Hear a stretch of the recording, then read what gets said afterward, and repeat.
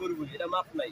ঠিক আছে, বিগত সরকারের সময় দুর্নীতি হয়েছে, ঠিক আছে, তবে লগে লগে উন্নয়নটাও হয়েছে, মানে একটা উন্নয়ন একটা চলমান প্রক্রিয়া ছিল।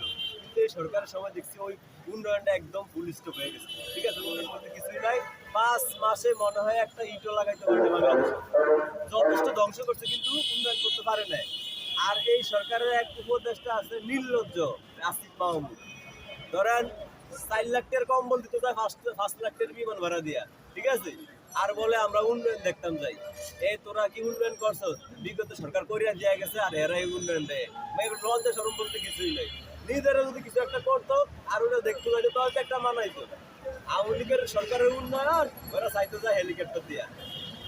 আচ্ছা, এই বর্তমান সরকারের উপদেষ্টা বা অর্থ যারা সংশ্লিষ্ট আছেন তারা বলতেছেন যে অনেক অর্থ পাচার করা হয়েছে, তার কারণে বাংলাদেশে কোনো অর্থ সংকট হচ্ছে এখন বর্তমানে। এই জন্য তারা উন্নয়ন করতে পারছেন না। এই শোনেন, বিগত সময় যারা দায়িত্ব আসলে ধরে নিচ্ছে যারা চোর বা চুরি করছে, কিন্তু বর্তমানে যারা আছে তারা কি ফেরেস্তা? আপনি এগো ইয়া বাই করেন, এগো সম্পত্তি বাই করবেন, এই 6 মাস পরে দেখবেন এগো আমেরিকাতে বাড়ি আছে।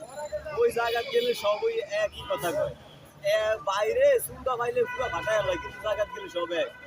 আপনার এই যে সচিবালয়ের মতো জায়গাটা আগুন লাগছে না, দেশের সর্বোচ্চ একটা জায়গা, এই জায়গা আগুন লাগা মানে পুরো বাংলাদেশ খাওয়ার সেফ না। ঠিক আছে, এই জায়গা তো একটা ফিল্টার ঢোকার মতো ব্যবস্থা নাই, সার্কিট ক্যামেরা আছে না, তাহলে এই জায়গায় আগুন লাগছে, তাও আবার 2 জায়গায়। তারপরে এটা গোয়া পরিকল্পনা, এরা ক্ষমতার দীর্ঘকরণের জন্য এই কাজটা মূলত করছে। ঠিক আছে, আমি একবারে ক্ষমতার নেশায় ধরে লাগছি।